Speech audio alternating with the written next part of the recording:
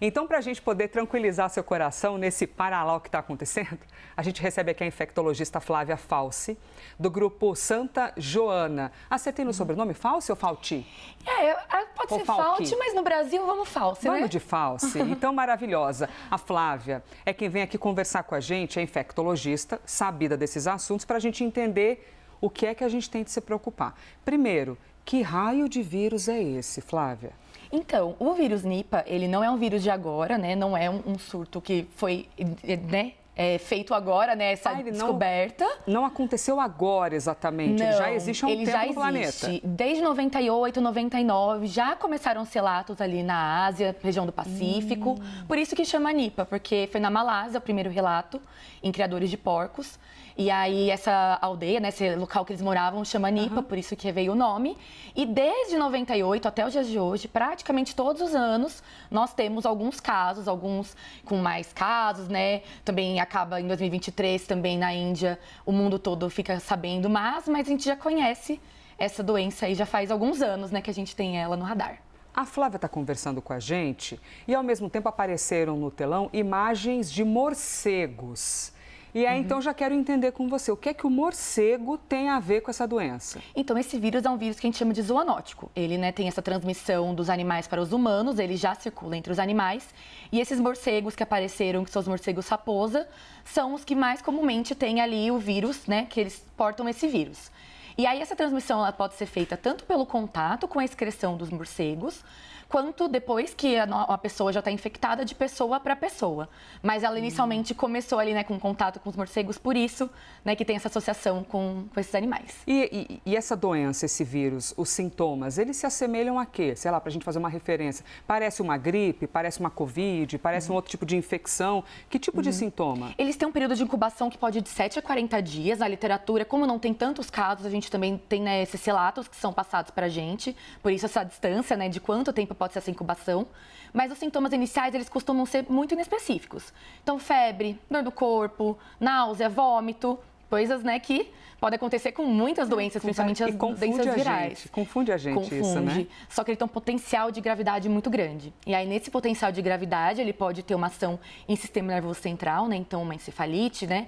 Que é a inflamação ali do encéfalo, do cérebro, também uma meningite, assim como também alguma alteração respiratória, que aí pode demandar, né, esses cuidados da internação, cuidados intensivos e também tendo uma mortalidade muito alta. Por isso a preocupação bem extrema, né, com ele, porque a mortalidade ela é elevada nesses casos. Seguimos aqui com a nossa infectologista entendendo esse vírus. Aliás, eu chamo de Nipah ou Nipah? Nipah, vocês convencionaram chamar? Assim, lá eles falam Nipah por causa dessa aldeia, mas eu acho que então, se tu me dizes, então já estou chamando de Nipah. A gente está falando aqui do Brasil sobre esse vírus que vem de um lugar bem distante.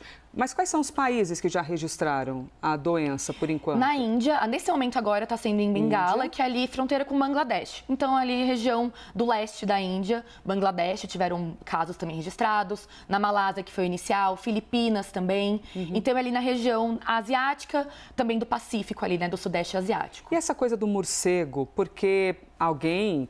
Quando a gente noticia, a gente mexe, e bom, você que é médica também sabe, né? Você mexe com o sentimento das pessoas, com a preocupação. Certeza. Aí alguém já fica pensando assim, nossa, mas aqui em casa aparece morcego de vez em quando. Será que eu devo me preocupar? Devo me preocupar ou a gente está falando de algo distante? Por enquanto, esperamos que continue distante, né? A gente tem que estar alerta. O importante quando tem essas doenças, né, que podem emergir, é o sistema, né, mundial de vigilância ficar atento, mas por enquanto não. Se preocupar com raiva que a gente tem, né, por aqui no Brasil, mas o morcego daqui do Brasil não tem ainda, né, nada com Nipah, não. E como que é a conexão, Flávia, daquilo que vocês têm lido, os registros dessas infecções nos seres humanos? De que maneira eles estão se infeccionando em relação ao morcego? É porque vivem num local que tem muito morcego? É porque o morcego se alimenta de algum mesmo alimento que o ser humano come? Como é que poderia ser isso? Esse surto atual agora da Índia, nesses casos que estão tendo nesse momento que a gente está vendo esses 5 casos, tivemos casos iniciais que ainda não foi elucidado como foi esse contágio e os outros pacientes foram quem tiveram contato com o inicial e acabaram tendo a transmissão, né? Então foi pessoa a pessoa. Mas tem muitos relatos, principalmente em Bangladesh, dessa transmissão através da utilização da seiva da tâmara, da árvore, né, da tamareira. Então, tem algo cultural deles ali mesmo, religioso, dos meses de inverno, né, então ali de novembro, abril, né, essa época que a gente está para eles, do consumo dessa seiva crua. Nossa. E aí, para coletar essa seiva, você deixa ela ali, né, a céu aberto, né, faz na árvore ali um canal para poder fazer a coleta dessa seiva. E os morcegos podem, eventualmente, também se alimentar da seiva e ficar saliva ou ter excreções. E aí, no consumo da seiva crua, acabar adquirindo a doença. Caramba. Mas ainda não é elucidado todas. Assim, são hipóteses, isso. Uma grande hipótese. Exato. Né? Em alguns surtos foi assim a principal hipótese. Que coisa incrível.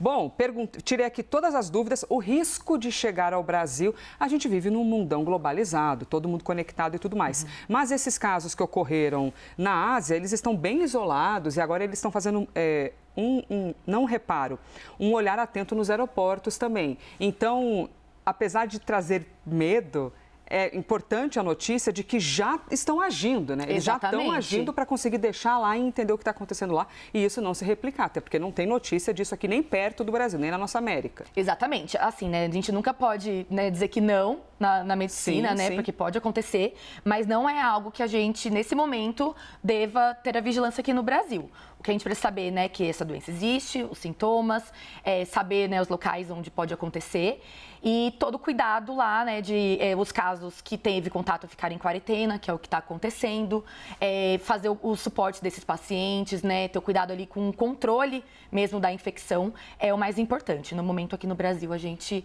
pode ficar mais tranquilo em relação a isso. Ufa!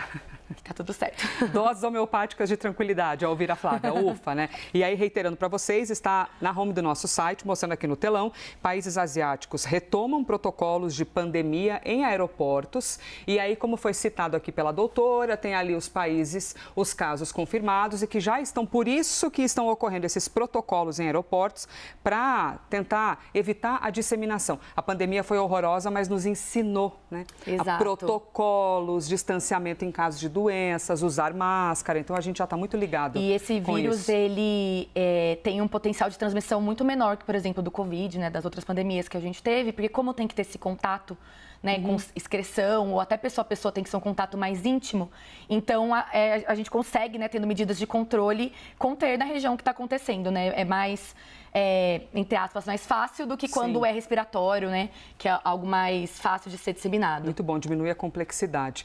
Conversamos aqui com a infectologista Flávia Falsi. Obrigada demais por ter vindo aqui. Eu amo essas consultas, eu aproveito, eu digo que eu sou uma oportunista, que eu escolhi ser jornalista para entrevistar gente inteligente. É maravilhoso poder entrevistar aqui, entender esses assuntos e que você também fique informado. Obrigada, doutora. Eu que agradeço. Muito obrigada.